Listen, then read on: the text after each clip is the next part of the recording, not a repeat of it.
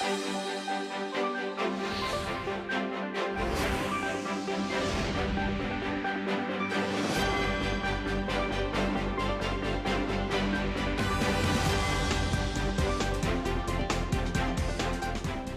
morning. It is November 17th, coming to you live from Seoul. We start with the stories making the headlines at this hour. On his second day at the APEC summit, President Yoon Suk-yeol sat down with Japanese Prime Minister Fumio Kishida for the seventh time this year amid improving relations.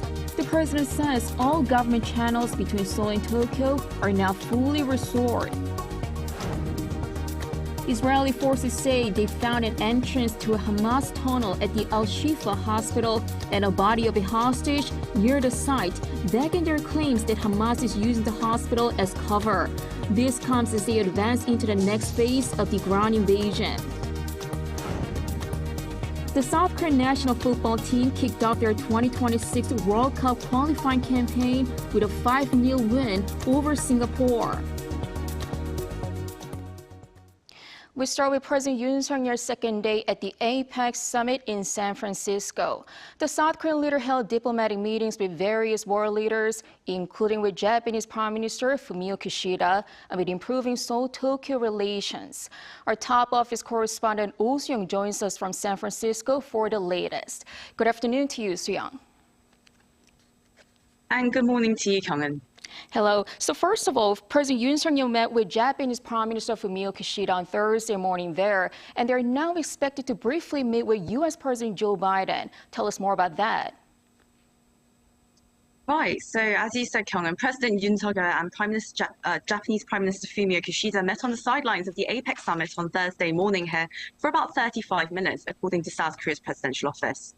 As you said, the meeting demonstrates the budding friendship between the leaders, as well as the vast improvement in bilateral relations, which fell to a critical low in 2019 when the two leaders met. And Seoul and Tokyo's ties have been riddled with historical and territorial disputes as well, arising from Imperial Japan's colonization of Korea and Japan's wartime atrocities before and during World War II. President Yoon early this year set out a new future-oriented partnership with Japan amid common global challenges, including facing the neighbors, including a nuclear North Korea and global economic uncertainties. 올해 정상을 비롯한 각계 각급에서 교류가 활성화되고 정부 간 협의체가 복원돼서 양국 간 협력이 심화되고 있습니다. 상반기 안보정책협의회 경제안보 대화에 이어서 지난달 외교 차관 전략 대화까지 재개되면서 지난 3월 방일시 합의한 모든 정부 간 협의체가 이제 100% 복원이 됐습니다. Prime Minister Kishida also noted that the two leaders had met for the 7th time this year, saying he felt reassured that Seoul and Tokyo were closely cooperating amid the rapidly changing geopolitical dynamics in the Middle East in particular. He added that the two countries could become partners in bolstering global cooperation, overcoming the forces of division and conflict in the world. We have been initiating bilateral cooperation in diverse fields, including political relations, security, economy and culture. I hope to further develop this course of cooperation. And building on their trilateral cooperation with the United States, South Korea's presidential office says Yoon and Kishida will briefly meet with President Joe Biden at the APEC leaders' photo session, coming together for the first time since their Camp David summit 3 months ago. Now the three leaders held a similar impromptu meeting during the G7 Hiroshima summit in May. Right now, President Yoon is engaging with other world leaders at the APEC summit as South Korea looks to chair multilateral dialogue in 2025. That's right. President Yoon held a bilateral summit with the leader of Peru, country which will assume the presidency of APEC next year in 2024. Now, the two leaders agreed to work closely together to ensure that APEC can contribute to prosperity and sustainable growth in the region. Also, marking the 60th anniversary of diplomatic relations between the two countries this year, the two leaders reaffirmed that Korea and Peru are now comprehensive strategic partners who share core values and agreed to strengthen cooperation in various fields, including weapons, supply chains, development, and infrastructure.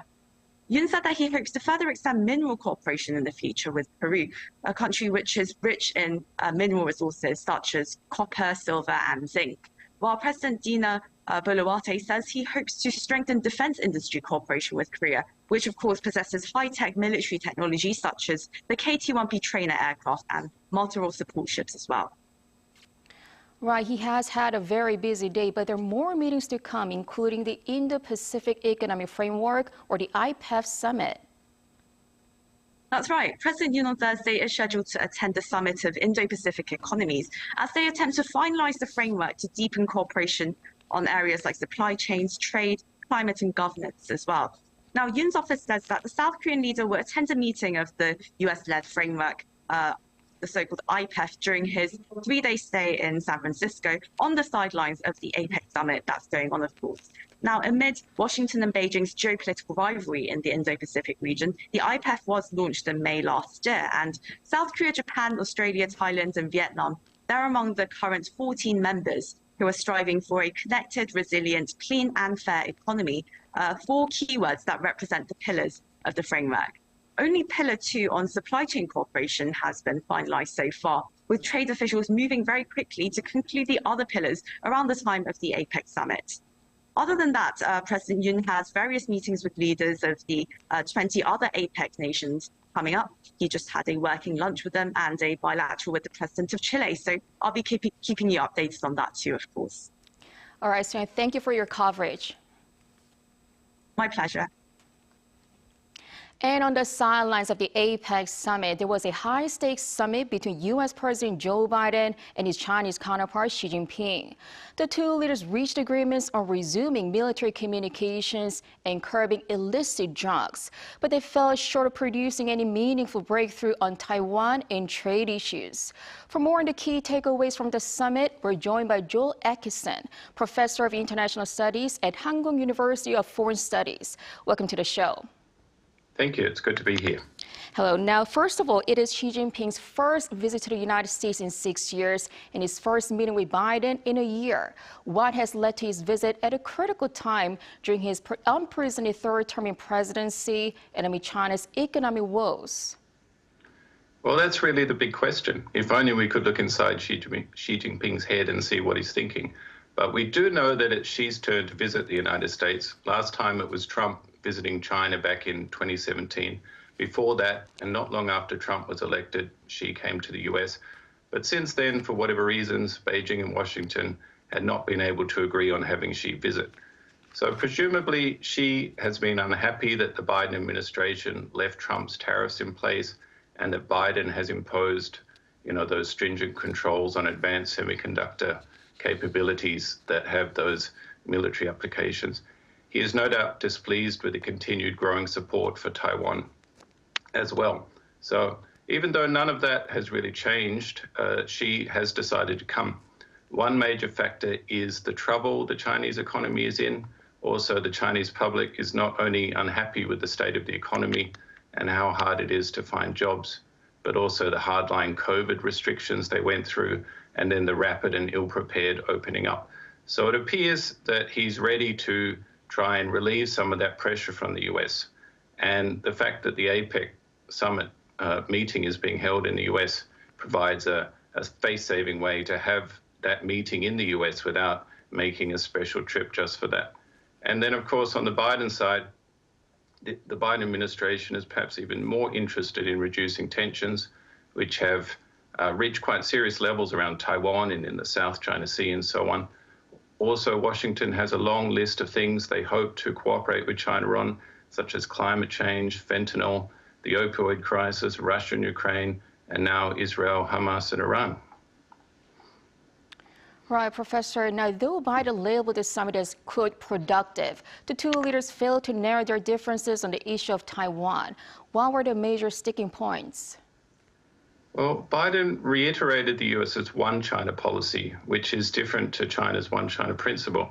The US's policy is that it does not have official diplomatic relations with Taiwan, and it does not support Taiwan independence. But Taiwan is already independent as the Republic of China, and from the very beginning, the US has insisted on only peaceful changes to Taiwan's status. Biden repeated that condition of a peaceful resolution again at the summit.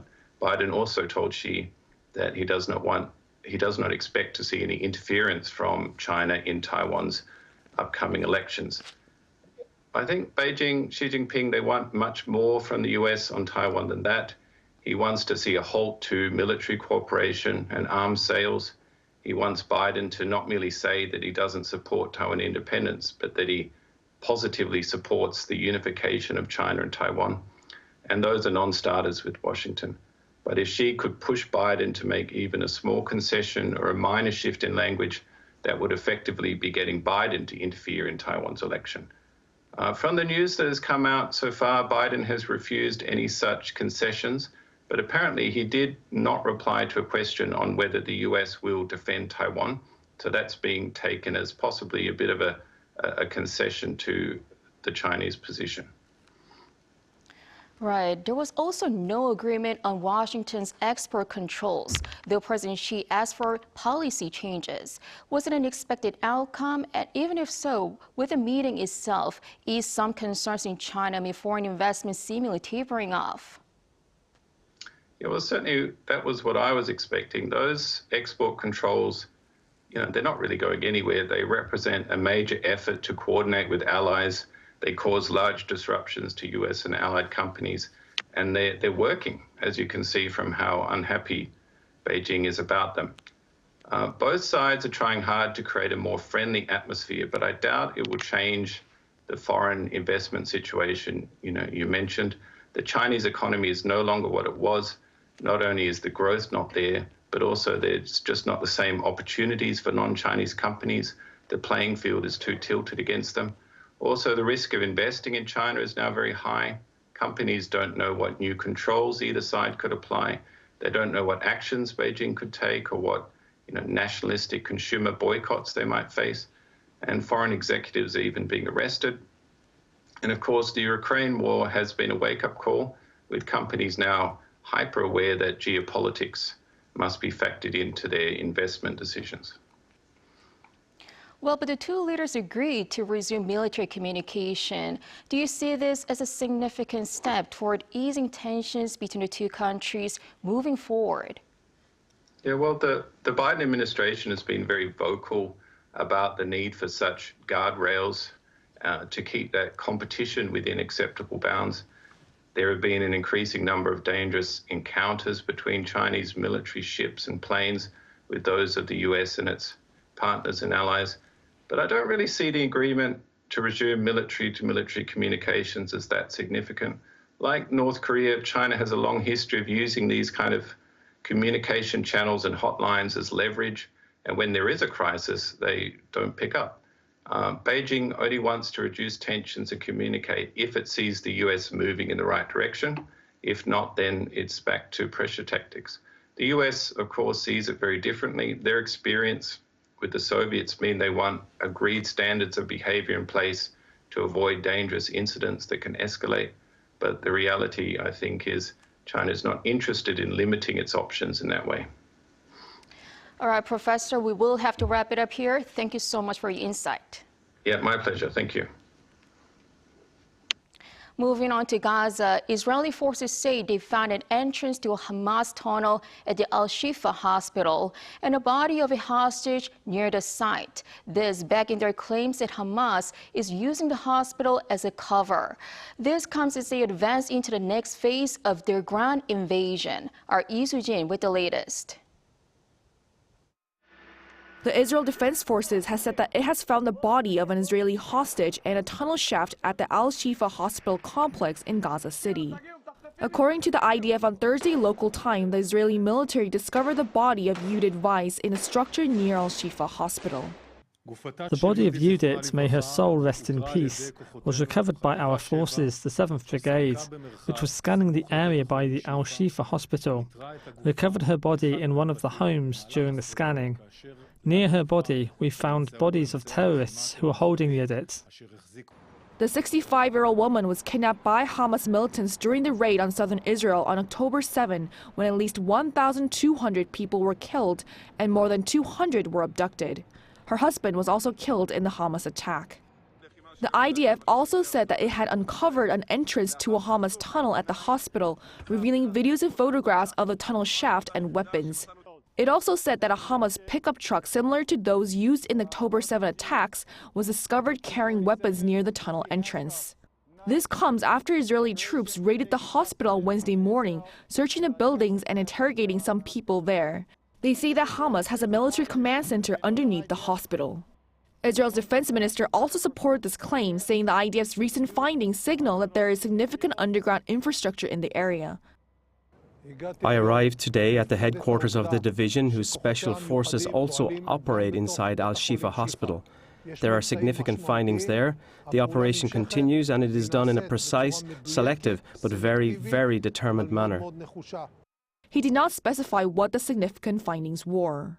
The defense minister added that the IDF has taken control of the western part of Gaza City and that the army has now moved on to the next phase of its ground operation. 이수진, Arirang News.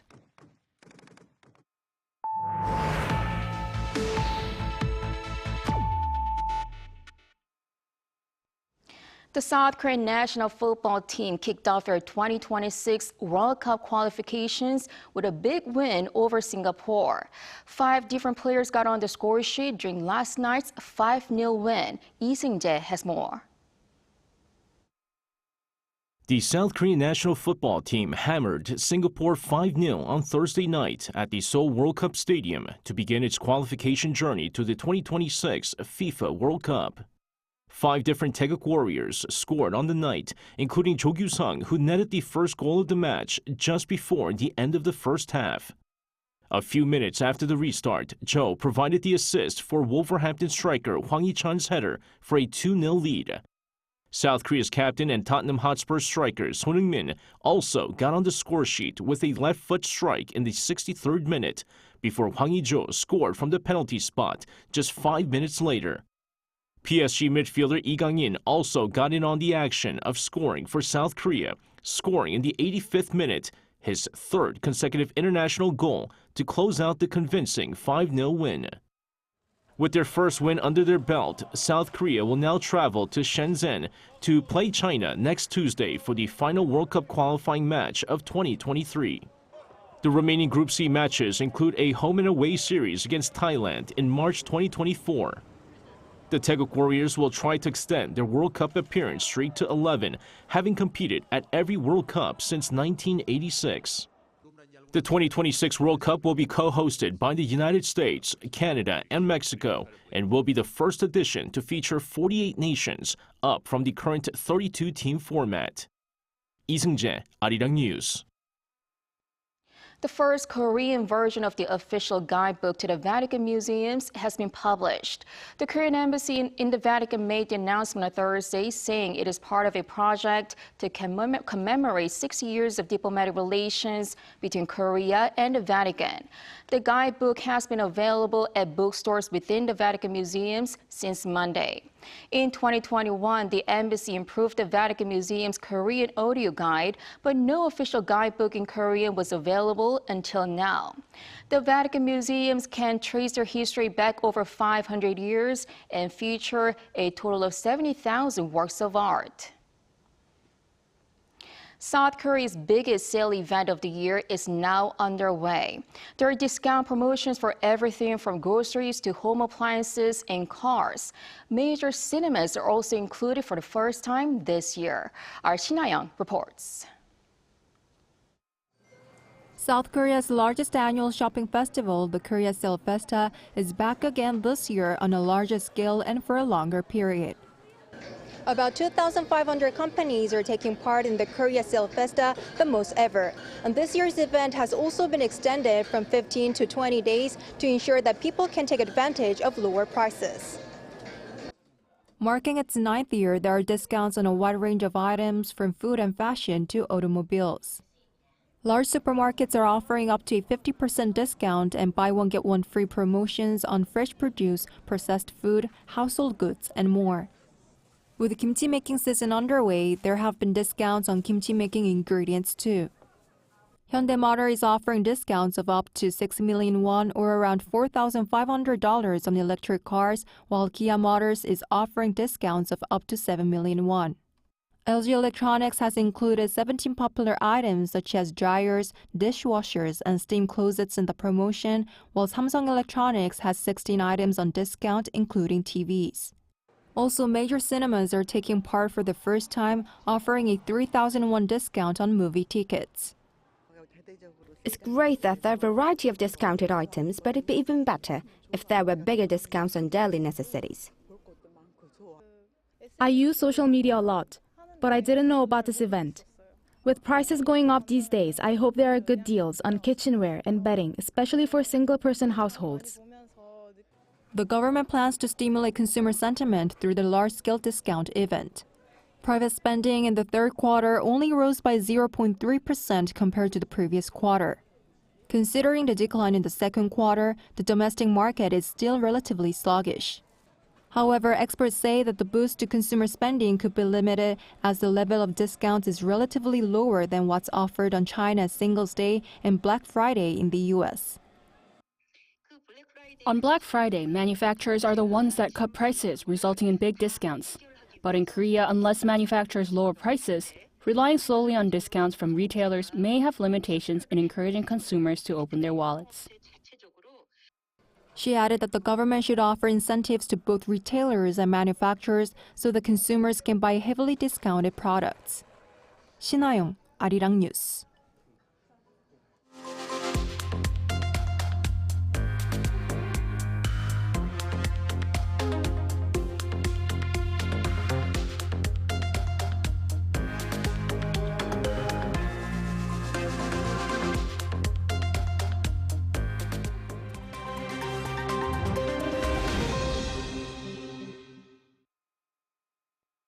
Good morning, I'm Kim Si-young, and we now turn over to stories from around the world. We begin in Spain, where Socialist Party leader Pedro Sánchez won a parliamentary vote on Thursday, giving him a second term as Spain's Prime Minister. Spain's Conservative Popular Party won the most seats in July's general election, but was unable to form a majority coalition. However, Sánchez secured a 4-seat majority to win 179 out of 350-seat chamber. The Prime Minister offered an amnesty deal to Catalan separatists to secure votes from the two Catalan pro-independence parties, which ultimately led to his victory in the parliament. While Sánchez told MPs that the amnesty deal would help heal wounds, Spain has seen mass protests against the measure, with polls revealing over 70% of Spaniards are against it. The amnesty protects hundreds of people who have already been penalized or face prosecution for an illegal push for independence for the Catalan region in 2017, and also covers the period from January 1st, 2012 to November 13th of this year. The UK's new Foreign Secretary David Cameron got straight down to business as he made his first official working visit to Ukraine. He met with President Volodymyr Zelensky and the country's foreign minister in Kyiv on Thursday. While Cameron pledged to continue Britain's long-term support for Ukraine in the meeting, there was no significant announcement or additional military or humanitarian aid. The UK spent somewhat $2.9 billion in 2022 on the defense of Ukraine in its war against Russia, with the same amount pledged for 2023.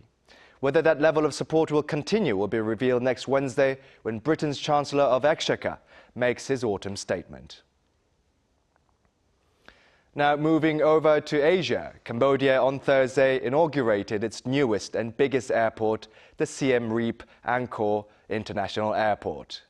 The international airport, which began operations in October 16th, is located about 40 kilometers east of Angkor Wat and can handle 7 million passengers a year, with plans to increase the capacity to up to 12 million from 2040. The $1.1 billion Chinese finance airport, which replaces the old airport in the region, aims to increase access to the country's main tourist attraction, the Angkor Wat Temple complex in Siem Reap. Cambodian Prime Minister Hun Manet, as well as the Chinese ambassador to Cambodia and the governor of China's Yunnan province, were at the Thursday ceremony.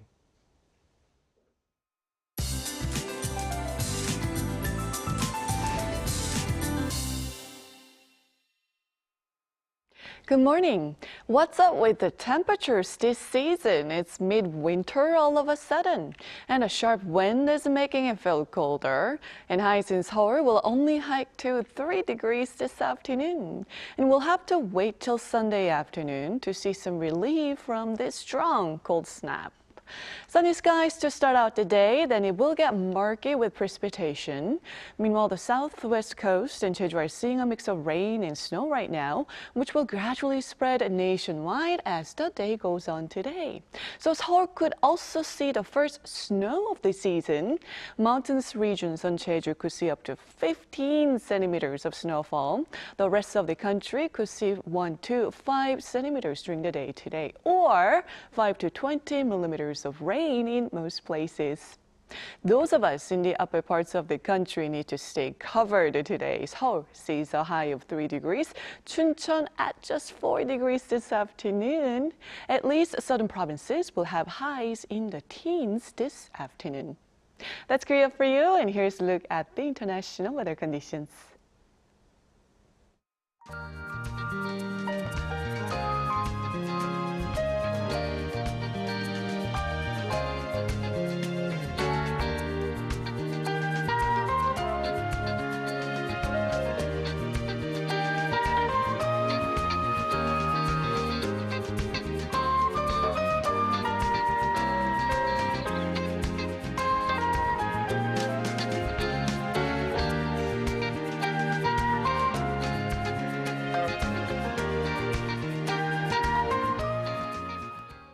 That is all for today. Thanks for watching.